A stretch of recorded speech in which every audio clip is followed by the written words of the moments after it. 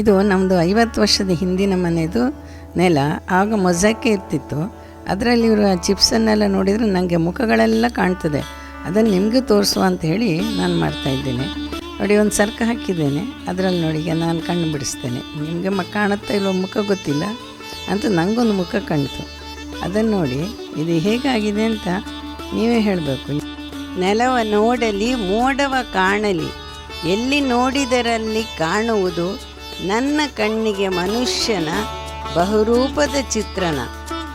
ಅದನ್ನು ಬರೆದು ಸ್ಪಷ್ಟಪಡಿಸಿ ನನಗೆ ಕಂಡದ್ದನ್ನು ನಿಮಗೆ ತಿಳಿಸಿರುವೆ. ಅದನ್ನು ನೋಡಿ ಖುಷಿ ಪಡುವಿರೋ ಅಯ್ಯೋ ಎನ್ನುವಿರೋ ನಾನೊಂದು ಅರಿಯೆ. ಬರೆದು ತಿಳಿಸಿರಿ ನಿಮ್ಮ ಪ್ರತಿಕ್ರಿಯೆ ಏನೆಂದು, ಅದನ್ನರಿಯಲು ನಾನು ಕಾತುರದೆ ಕುಳಿತಿರುವೆ.